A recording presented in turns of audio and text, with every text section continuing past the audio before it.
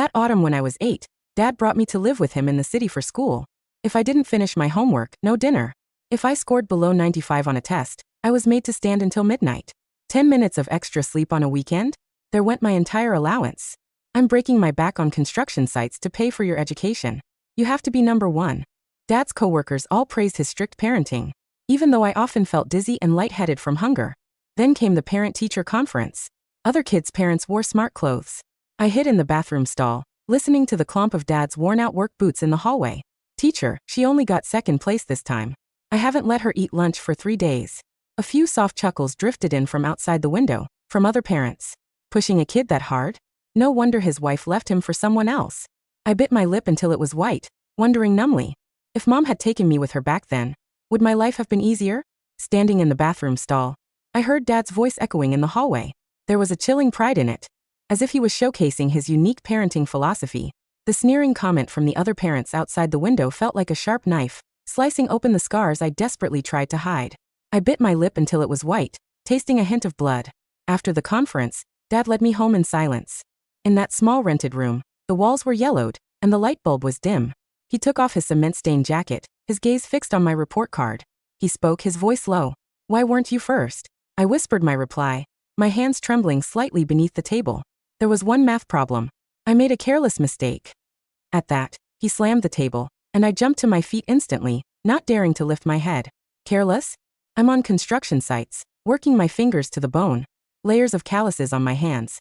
What's it all for? It's so you can study hard and make something of yourself. And this is how you repay me? With carelessness. My fingers dug hard into my palm, reopening old scabs until fresh blood welled. My stomach ached with hunger, but I was numb, used to this torture. I really wanted to tell Dad that I was only 1 point away from first place. Even the teacher praised me for being a motivated student. But why did I seem so worthless in Dad's eyes? He couldn't tolerate even the smallest mistake. As I thought this, bitter tears streamed down uncontrollably. I didn't even dare to cry out loud, only managing muffled sobs. Seeing my tear-streaked face, Dad wasn't sympathetic. He just got angrier. Cry, cry, cry. Is crying going to solve anything? Instead of crying here, why don't you go review your lessons? If you don't review everything you've learned tonight, you won't get any dinner. I was going to go hungry again tonight. Even though I'd won a math competition award the day before, and Dad had promised to buy me meat. Now that promise was off. Alone in the dim little room, I flipped through my books. The enticing aroma of meat seeped through the door crack, flooding my nostrils. My stomach growled painfully, a testament to my suffering. Cold sweat beaded on my forehead and dripped onto my textbook. I finally couldn't bear it and started to sob silently again. I secretly took out the piggy bank Mom had given me before she left, hugging it and crying over and over. But as I hugged it, a small slip of paper fell out from the coin slot. It was a string of numbers. I stared at the paper, stunned for a long moment. Could this be Mom's phone number? "Lily, are you done with your review?" Dad pushed the door open abruptly. I swiftly hid my piggy bank. Luckily, the piggy bank wasn't big, so I could tuck it into my oversized sleeve. Since Dad never bought me extra clothes, I usually just wore my school uniform or hand-me-downs from relatives. Most didn't fit properly, hanging loose and baggy on my frame. At least the roomy sleeves were good for hiding things. When Dad opened the door, he was too engrossed in eating his meat to notice me hiding anything. The smell of meat filled my nostrils again, and my stomach groaned in protest. "Your teacher just called me. She said your essay got published in the school newspaper. Since we both have tomorrow off, as a reward, I'll take you to the amusement park." At the mention of amusement park, my eyes widened. I must be dreaming. I quickly pinched myself. It hurt, so much that tears welled in my eyes. I heard my own voice tremble. Is that true?" Dad nodded, picking a piece of meat from between his teeth with his finger. "It's true. But you still have to finish reviewing all your lessons today. A reward is a reward, and punishment is punishment. They don't mix. Don't think you can get away with anything."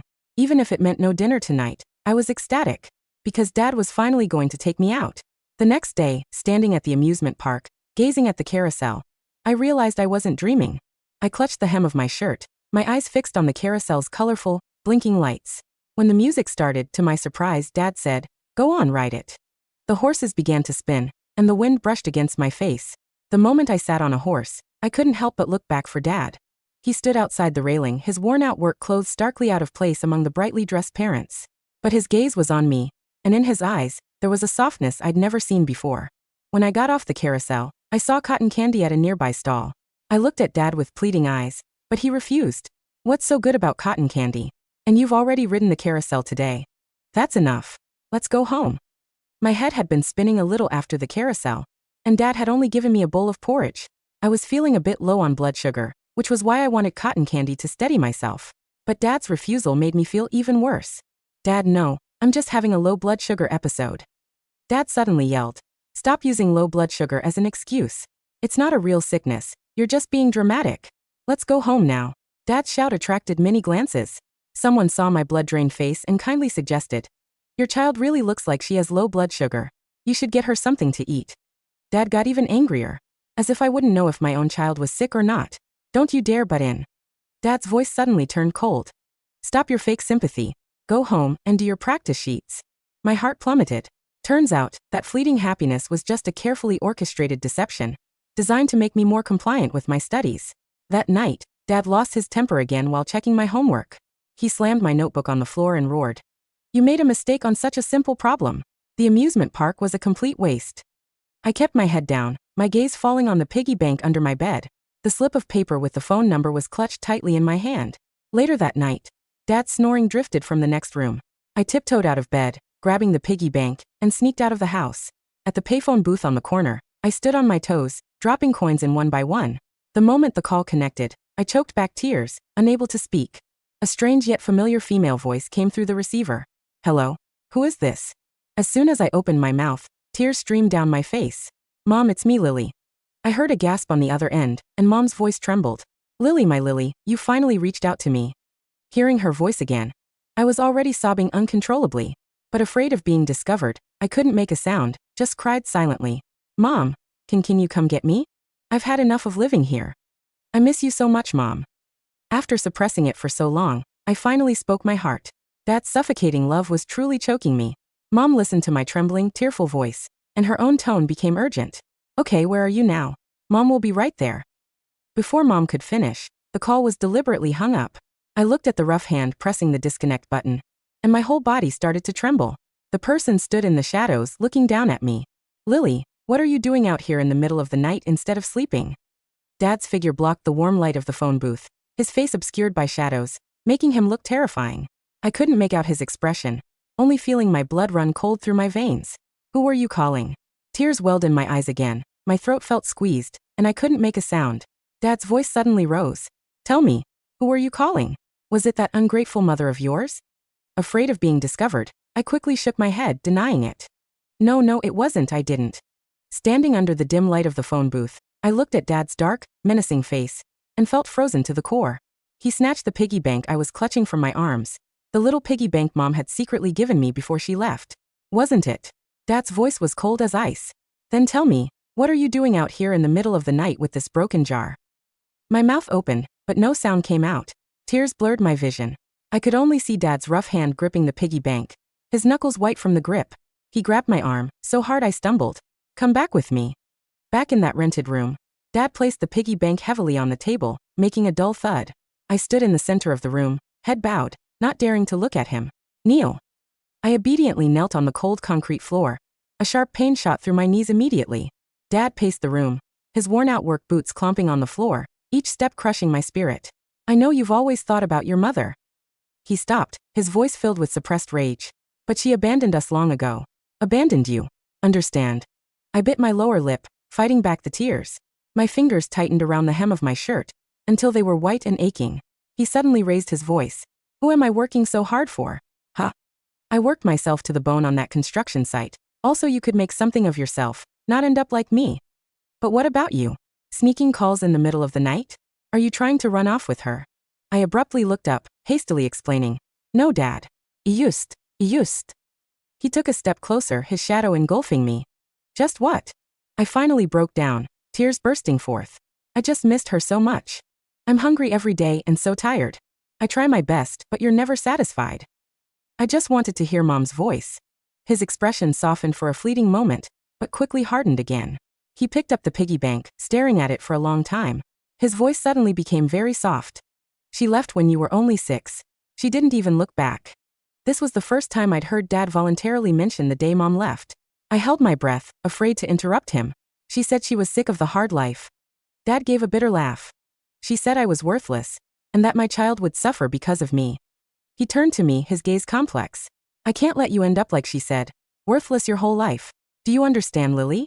I stared at him, and suddenly noticed deep wrinkles around his eyes and his hair was far grayer than I remembered. He said softly, I know you hate me, but one day you'll understand.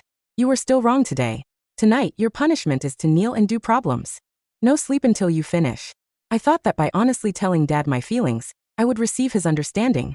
But my sincerity didn't awaken the tender fatherly love I hoped for. Instead, it led to even harsher punishment.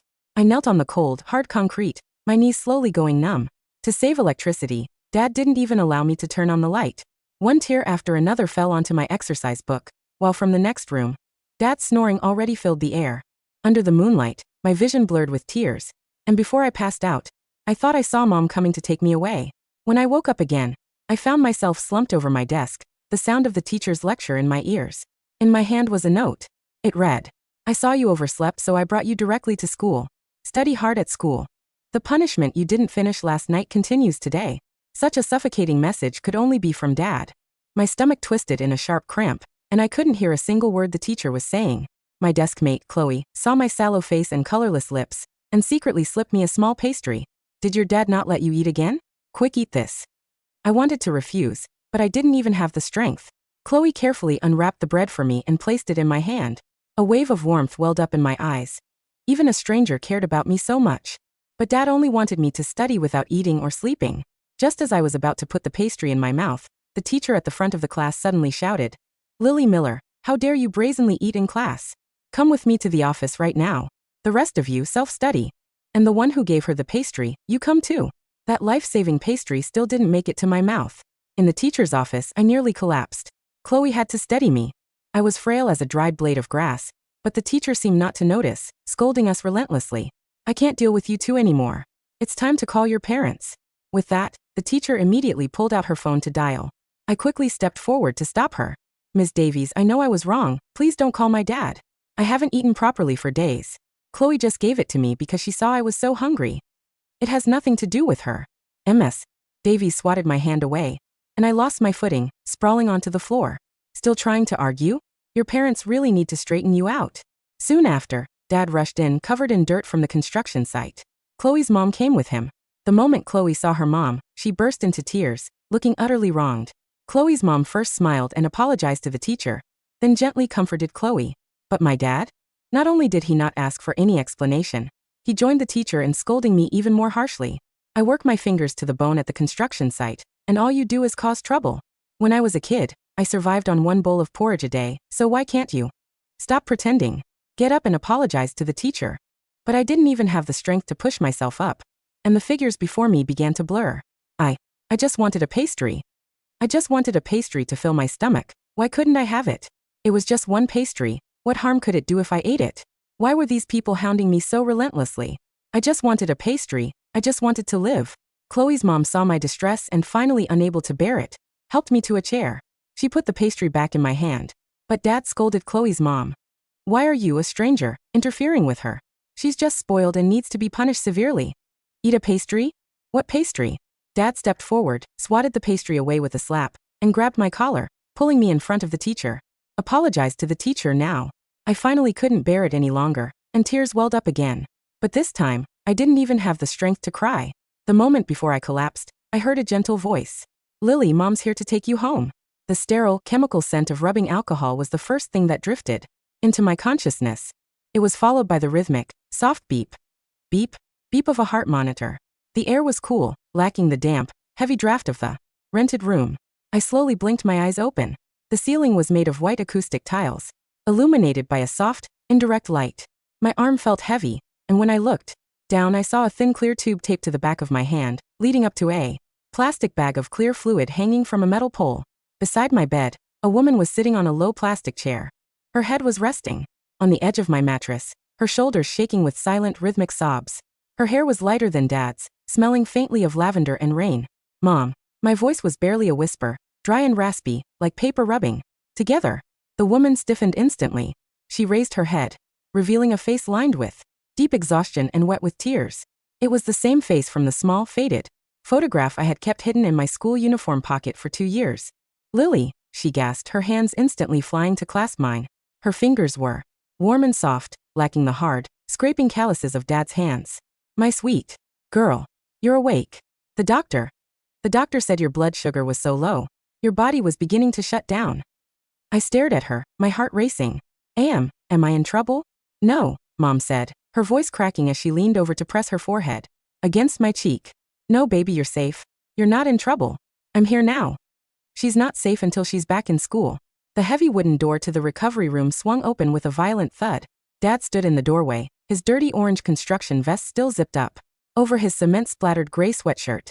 His face was dark, the veins in his temple throbbing like thick cords. He carried the smell of sweat, stale tobacco, and dust into the clean, quiet room.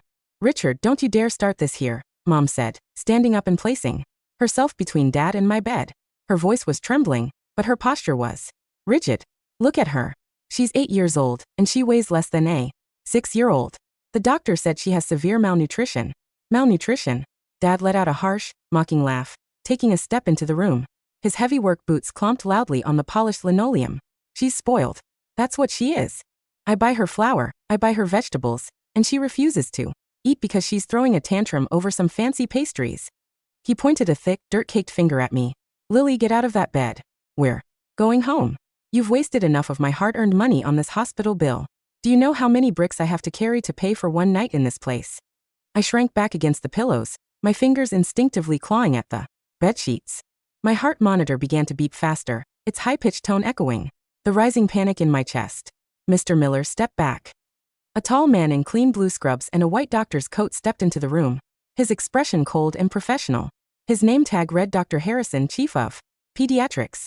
This is my daughter, Dad roared, turning on the doctor. I have the right to take her home.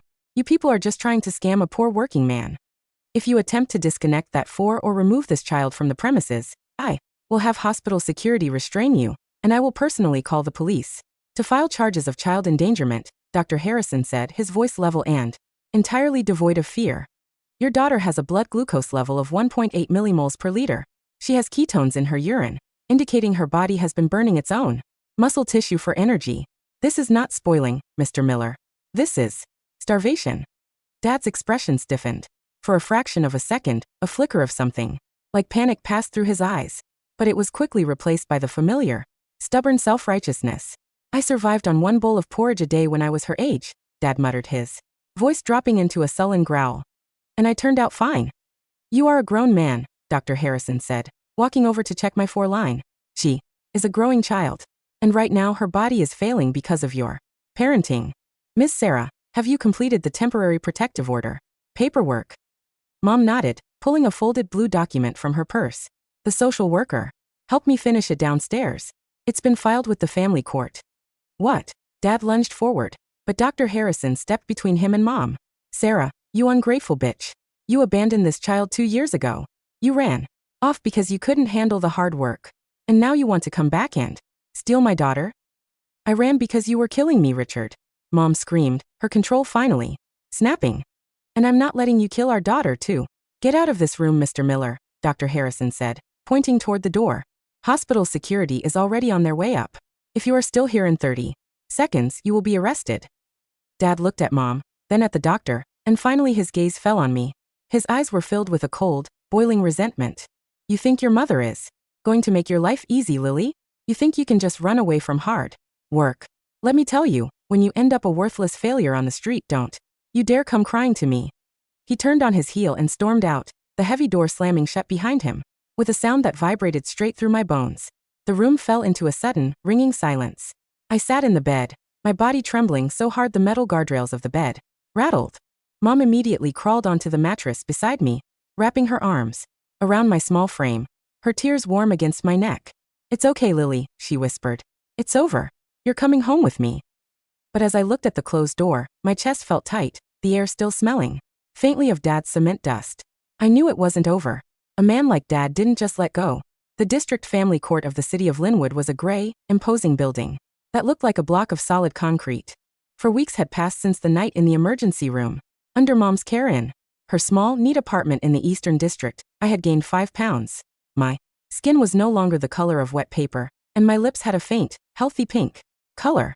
I had slept past 6 o'clock every morning, and for the first time in my Life, I had eaten 3 full meals a day without having to recite the times tables first. But today the old, icy terror had returned. We sat on a wooden bench in the 3rd-floor corridor, waiting for our case to be called.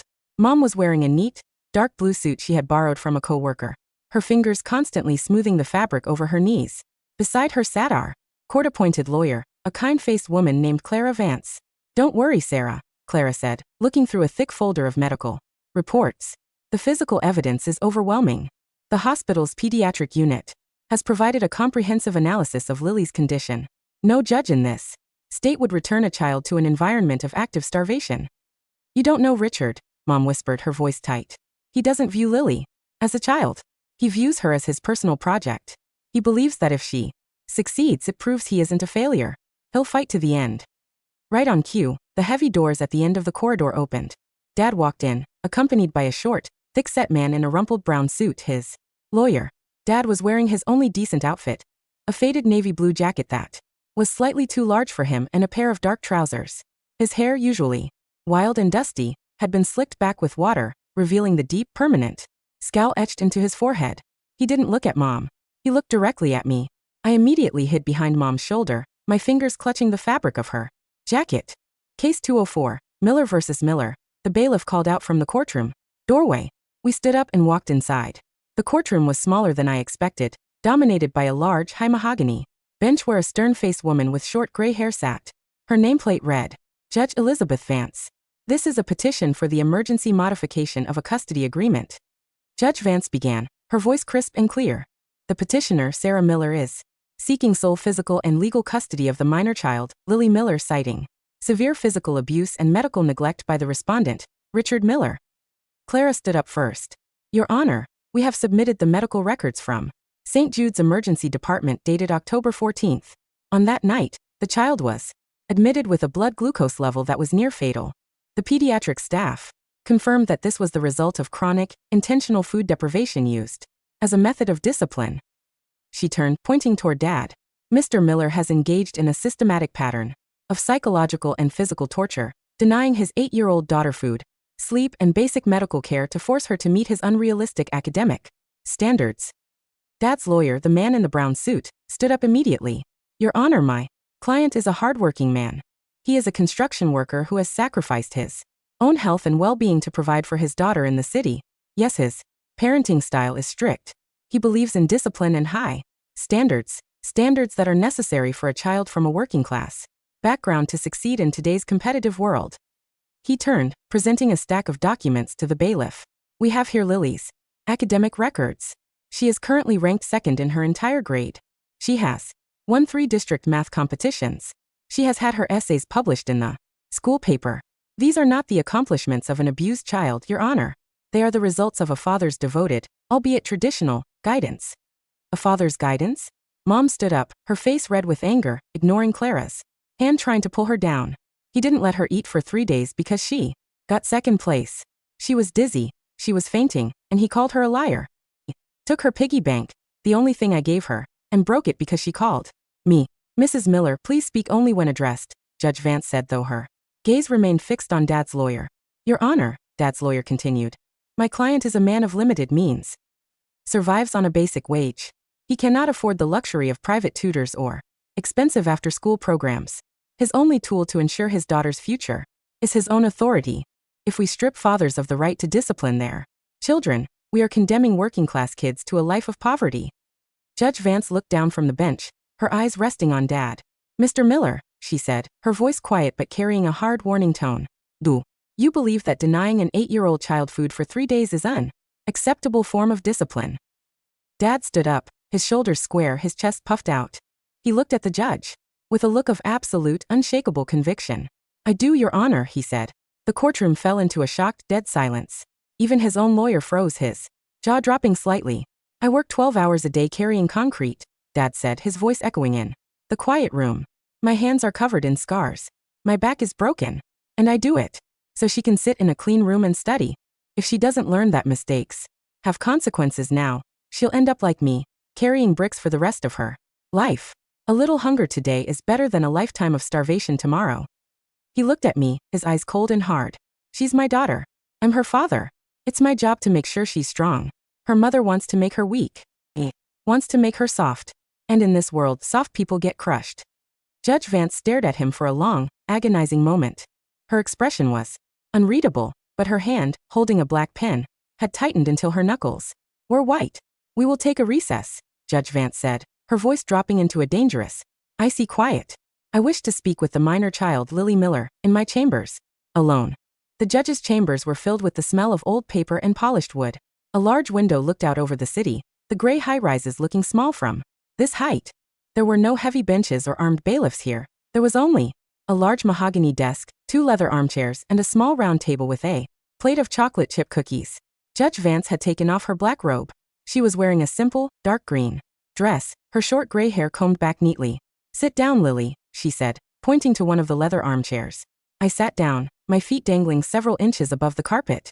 I kept my hands folded tightly in my lap, my fingers digging into my palm, just as I had done in the rented room. Would you like a cookie? She asked, sliding the plate toward me. I looked at the cookies. They looked delicious, the chocolate chips still slightly soft and glistening under the lamp. My mouth watered and my stomach gave a quiet, betraying growl. But I didn't reach out. No, thank you, I whispered. Judge Vance watched me, her eyes quiet and observant. Why not? Don't you like chocolate? I haven't finished my review today, I said, my voice trembling. And I made a mistake on my spelling test this morning. I only got a 94. The judge's hand, which had been reaching for her own cup of tea, stopped. 94 is a very good score, Lily. No, I said, looking down at my shoes. Anything below 95 is a mistake. If I eat before I correct my mistakes, I'm being careless. Dad says carelessness is a sin. Lily, Judge Vance said, leaning forward and resting her elbows on the desk. Do you know why we are here today? Because of the pastry, I said, a single tear escaping my eye and sliding down my cheek. Chloe gave me the pastry because she thought I was hungry. But I shouldn't have taken it. If I hadn't taken it, Miss Davies wouldn't have called Miss Davies, and Dad wouldn't have had to leave the construction site. Lily, the pastry was not the problem, the judge said, her voice incredibly soft, softer than any voice I had ever heard, except perhaps Mom's. You were hungry. It is a father's job to make sure you are fed. It is a father's job to make sure you are safe. He wants me to be number one. I whispered, my shoulders beginning to shake as the dam inside me finally broke. He says if I'm not number one, the other parents will laugh at us. He says Mom left us because we were poor, and if I don't study, we'll always be poor. I looked up at her, my vision blurred with tears. I try so hard, Judge. I really do. I study until midnight, and my knees hurt from the floor. But why?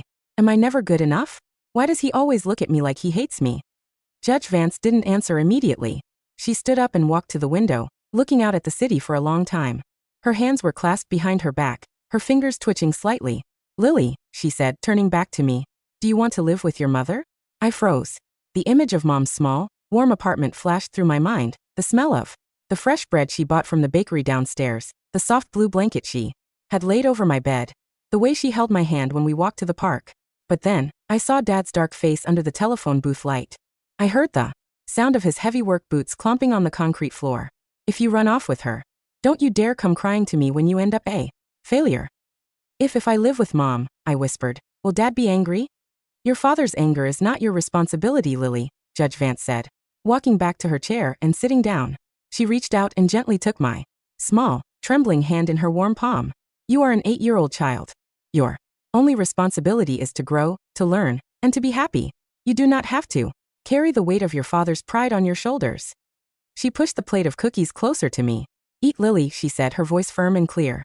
You have earned it. Not because of your scores, but because you are here. I looked at her, then at the cookie. Slowly, my hand shaking, I reached out and picked one up. I took a small bite. It was sweet, warm, and rich, the chocolate melting on my tongue.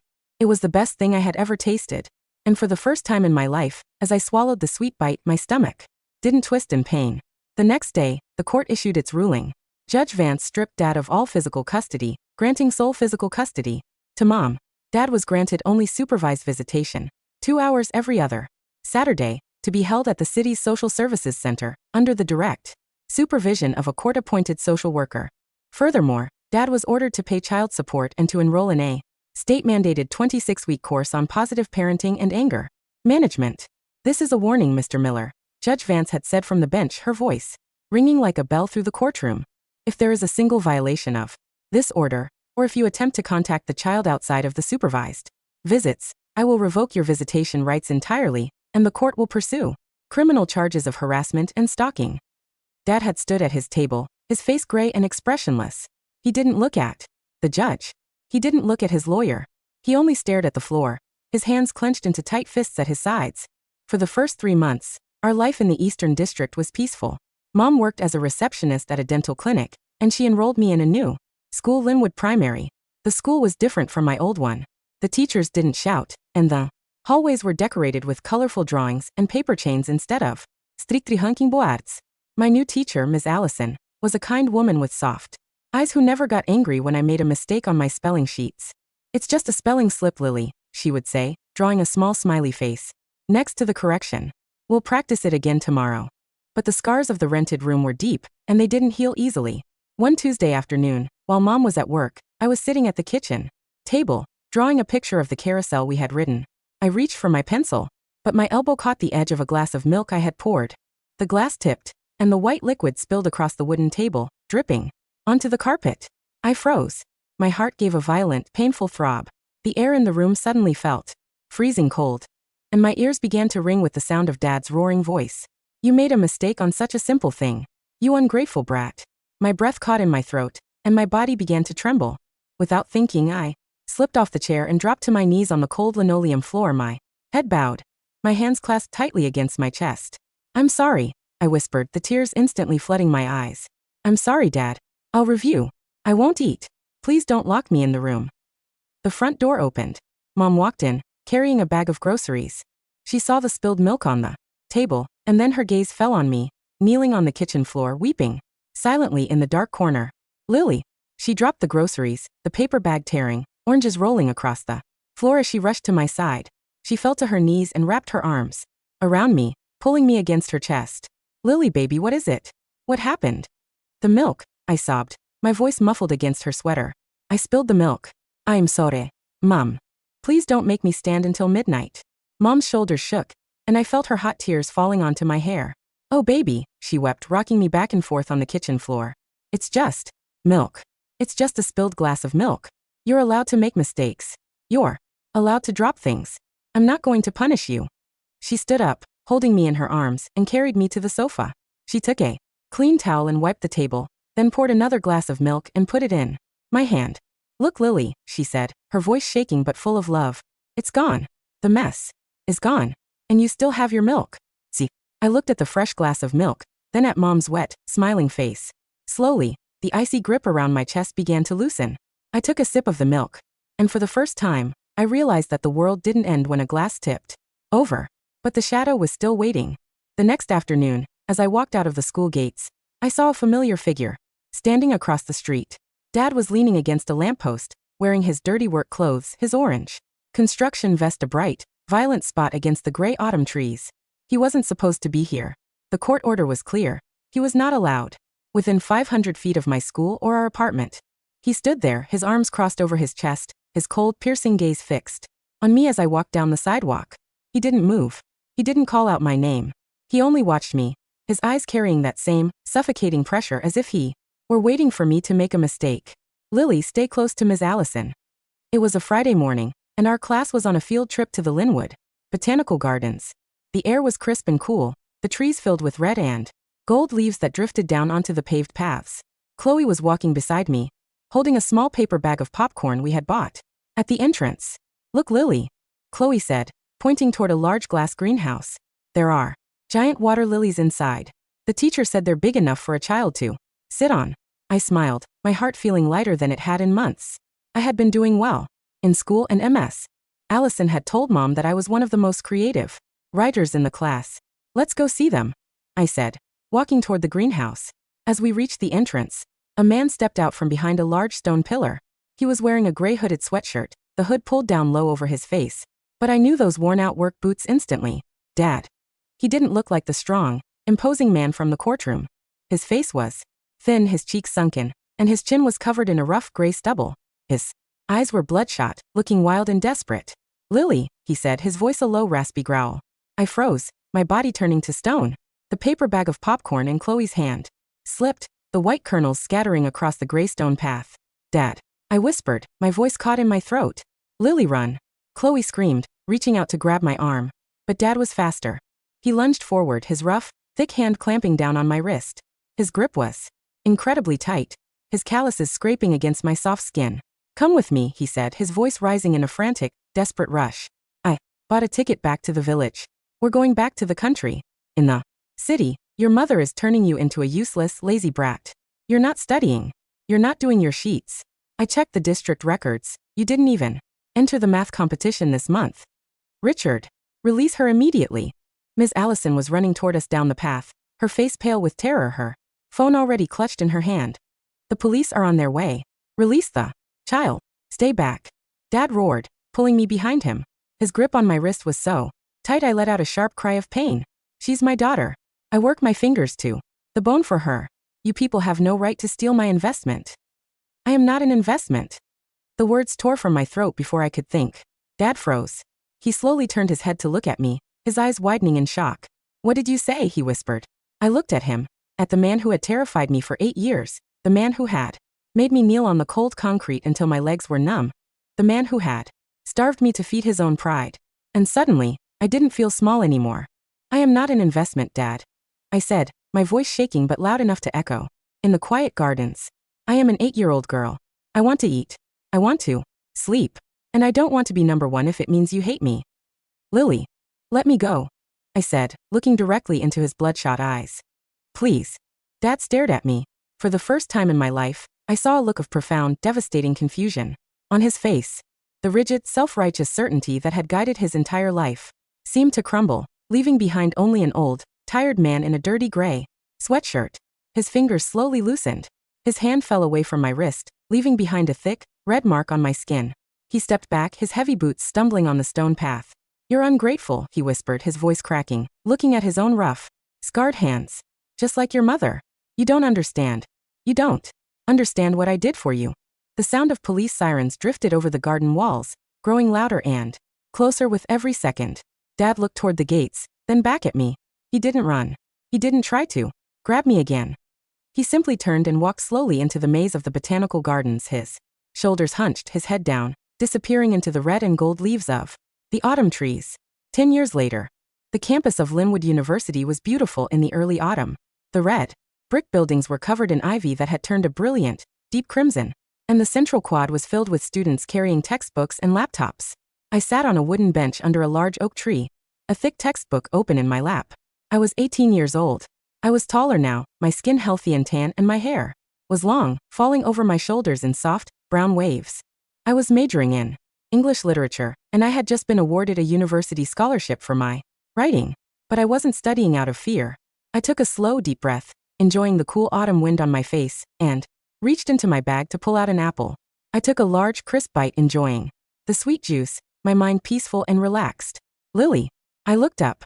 Mom was walking across the quad, wearing a nice beige trench coat, her hair styled in a neat, elegant bob. She looked happy. She had been promoted to office manager at her clinic, and she had bought a small, beautiful apartment near the campus. Hi, Mom, I said, standing up to hug her. Congratulations, baby, she said, pulling a letter from her purse and handing it to me. The university registry sent this. Your scholarship has been officially processed. I looked at the letter. It was a simple document, signed by the dean of the college. To Lily Miller, for academic excellence and outstanding contribution to the creative writing program. We should celebrate, Mom said, her eyes bright with pride.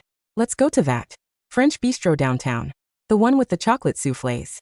I'd love that, I smiled, packing my book into my bag. As we walked toward the campus gates, a man stepped out from behind a row of hedges. He was old, much older than his 52 years. His hair was completely white, his face covered in a deep, permanent map of wrinkles. He was wearing a clean, but cheap gray suit, and he was carrying a small plastic bag of cotton candy. Dad. Mom froze, her hand instinctively reaching out to pull me behind her, just as she had done in the courtroom 10 years ago. But Dad didn't move forward. He stood at the edge of the path, looking at me, with a look of profound, quiet hesitation. Lily, he said. His voice was no longer loud and commanding. It was a soft, trembling rattle, like dry leaves in the wind. I looked at him. I didn't feel the old, icy terror. I didn't feel my heart racing, or my stomach twisting in pain. I only felt a deep, quiet pity. Mr. Miller, Mom said, her voice firm. The protective order is permanent. I know, Dad said, his eyes fixed on me. I don't want trouble. I saw the article in the local paper. About the scholarship. He stepped forward, his hand trembling as he held out the plastic bag of cotton candy. I bought this, he said, a faint, desperate smile touching his lips. You liked the carousel when you were small, and you wanted the cotton candy. I looked at the pink, fluffy cotton candy inside the bag. It was a peace offering from a man who had spent his entire life believing that love was a transaction paid in brick, sweat, and suffering. He had never learned how to say, I'm sorry. He had never learned how to say, I love you. This was the only way he knew. I walked past Mom, stepping closer to him. Thank you, Dad, I said, my voice calm and gentle. I reached out and took the bag of cotton candy from his hand. His fingers were cold, and they shook as our skin met. You're a university student now, he said, his eyes watering, a single tear sliding down his weathered cheek. You're going to be a writer. Yes, I said. I am. I always knew you could do it, he whispered, his chest giving a quiet, shaky heave. I carried those bricks, so you could have this. I looked at him, and for the first time in my life, I understood his tragedy. He had been a victim, too, a victim of a world that had taught him that a poor man's only value was in his labor, and that a child was only a tool to redeem his own broken dreams. He had tried to love me, but his love was a sickness, born of his own failures and his own terror of the world. I know, Dad, I said softly, but I didn't need the bricks to love you. He stared at me, his mouth opening slightly, but no sound came out. I took a small piece of the cotton candy and put it in my mouth. It was sweet, melting instantly on my tongue, leaving behind a taste of old autumn afternoons and spinning carousel horses. Goodbye, Dad, I said. I turned and walked back to Mom. She took my hand, her fingers warm and steady, and we walked out of the campus gates, into the bright, open afternoon sun. I didn't look back. I had spent 8 years carrying the weight of his concrete, but today, as I walked down the street with my mother, my shoulders were light. The draft was gone. The rented room was empty, and I was finally free to be nothing more, and nothing less, than myself.